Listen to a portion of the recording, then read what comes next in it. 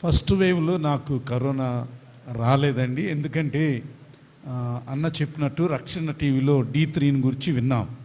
ఫ్యామిలీలో D3 అందరం వాడాము. ఫస్ట్ వేవ్లో రాలేదు.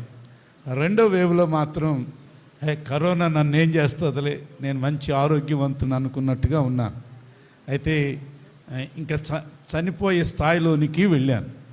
ఆ సమయంలో మరి భాస్కర్ అన్న గారి గైడెన్స్ ద్వారా భానుప్రసాద్ అన్న గారితో అన్నే మాట్లాడి నాకేం వాడాలని కనుక్కుని మరి అన్నే గైడ్ చేశాడు. ఒక మాటలో చెప్పాలంటే అబౌట్ టు డై, వెళ్ళిపోయాను మరణ పడకలోకి. కానీ దేవుని కృపను బట్టి మరి భానన్న గారు ఇప్పుడు చెప్పినట్టు ఏమేమి కరెక్షన్స్ చేసుకోవాలో వాటిని కరెక్షన్స్ చేసుకుంటూ వచ్చినప్పుడు ఆశ్చర్యంగా నాతో కరోనా వచ్చి నాతోటి సేవకులు అందరూ చచ్చిపోయారు. అంటే నా ఫ్రెండ్సే చాలామంది చనిపోయారు. నేను ఒక్కడిని బ్రతికితే వాళ్ళకి ఆశ్చర్యం కూడా, ఎందుకంటే వాళ్ళ ప్రేయర్ మీటింగ్స్ చేయటానికి నేనే వెళ్ళాను.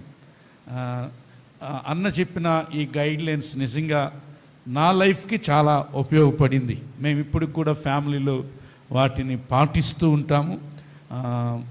ఇంత ఆరోగ్యకరంగా ఉండటానికి కూడా అన్న చెప్పినట్టు మేము కొన్ని డైట్ కంట్రోల్స్ కానీ ఈ లైఫ్ స్టైల్ కానీ మార్చుకుంటూ వస్తున్నప్పుడు దేవుడు చాలా అద్భుతం చేస్తూ వచ్చాడు.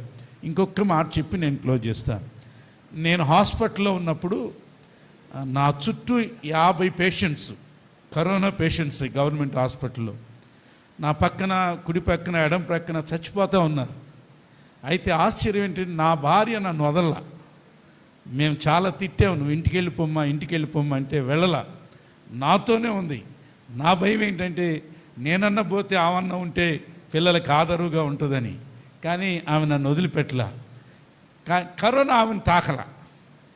ఎందుకు దాకలేదు అంటే మరి విజయ్ భాస్కర్ అన్న గారి యొక్క గైడెన్స్లో మేము వాళ్ళు గుప్పుళ్ళు 1, 2 కాదు, గుప్పుడు ఇటు పట్టుకోవటం, D3 వేసేసుకోవటం, అంతే.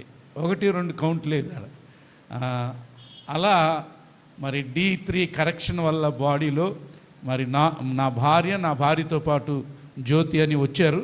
వాళ్ళిద్దరు నాతో సర్వీస్ చేయటానికి ఉన్నారు. నన్ను తాకొద్దంటే తాగుతారు, అన్నీ చేశారు. కానీ జస్ట్ ఆ బాడీలో D3ని వాళ్ళు డెవలప్ చేసుకోవటం వల్ల అంతమంది పేషెంట్స్ మధ్య ఉన్నా కూడా వాళ్ళకేం కాదు. ఇంకొక సాక్ష్యం ఏంటంటే మొన్న ఇటీవల రవణ గారు తెలుసు కదా, గూడూరు సార్వత్రిక క్రైస్తవ ప్రాంతం, మేమిద్దరం మీటింగ్స్లో వాకింగ్ చెప్పడానికి వెళ్తుంటే అన్న మిస్సెస్ చెప్పారు, ఎన్నో కాస్ట్లీ హాస్పిటల్స్కి వెళ్ళాము, అన్నకి అస్సలు బీపీ కంట్రోల్ ఉండేది కాదు, స్టంట్ వేసినప్పుడు కంట్రోల్ లేదు, బైపాస్ చేసినప్పుడు కంట్రోల్ ఉండేది కాదు. భానుప్రసాద్ అన్న గారి ద్వారా ఒక్క సలహా తీసుకున్నాము. అప్పటి నుండి ఇప్పటి వరకు అసలు బీపీయే లేదు. మేము ఇప్పుడు కూడా రవన్నోళ్ళు అవే వాడుతూ అడుగుతాను అప్పుడప్పుడన్నా, నువ్వు ఎప్పుడూ చచ్చిపోవాల్సింది కదా హాస్పిటల్ అంటే, D3 బతికిచ్చిందయ్యా అని చెప్తూ ఉంటాడు. సో భానుప్రసాద్ అన్న గారు చెప్పింది ప్రాక్టికల్గా నేను కూడా అనుభవించాను. నాతో ఉన్న కొంత సేవకులు కూడా అనుభవించి దే ఆర్ వెల్ హెల్త్, చాలా ఆరోగ్యకరంగా ఉండి పరిచర్య చేసుకుంటూ ఉన్నారు. Thank you. మరి ప్రత్యేకంగా అన్నను దేవుడు దీవించి వాడుకుంటున్నందుకు వారికి కూడా ప్రత్యేక వందనాలు తెలియజేస్తాను. ఏం లేదండి, ఒక చిన్న చాలా మంచి సాక్ష్యం చెప్పారు. కానీ ఒకటి అర్థం చేసుకుని గుప్పిళ్ళు వేసుకోమని డాక్టర్ భానుప్రసాద్ గారు చెప్పలేదు. ఎందుకంటే ప్రపంచవ్యాప్తంగా లైవ్ వెళ్తుంది. ఓకే, డాక్టర్ గారు చెప్పేది ఎవరికైనా సరే విటమిన్ D లెవెల్స్ 80 నుంచి 100 పెట్టుకుంటే సరిపోతుంది. కాబట్టి టెస్ట్ చేసుకోకుండా ఎవరు తీసుకోవద్దు అని మనవి. ఆ విషయాలు ఏ రోజు ఏ ప్రాంతంలో డాక్టర్ భానుప్రసాద్ గారు చెప్పలేదు. ఓకే అండి, దయచేసి అది ఆయన పర్సనల్, మీరెవరు సీరియస్గా తీసుకోవద్దు. At the same time vitamin D అనేది ఒక చిన్నది అర్థం చేసుకోవాల్సింది ఏంటంటే, ఒక బిల్డింగ్ కట్టడానికి ఐరన్ ఎలాగో విటమిన్ D అలాంటిది. కానీ అది ఒక్కదాంతో అన్నీ అయిపోవండి. అందుకని మీరు నేర్చుకోమని చెప్పేది. సిమెంటు, ఇటుకలు, కరెంటు ఎన్నెన్ని కావాలో మిగిలిన బాడీలో అన్నీ సెట్ చేసుకోమని చెప్తున్నారు. కాబట్టి చాలా వందనాలు. ఓపికగా మీరు అందరూ కూర్చున్నందుకు, లైవ్లో చూస్తున్న అందరికీ కూడా చాలా thank you. God bless you all అండి.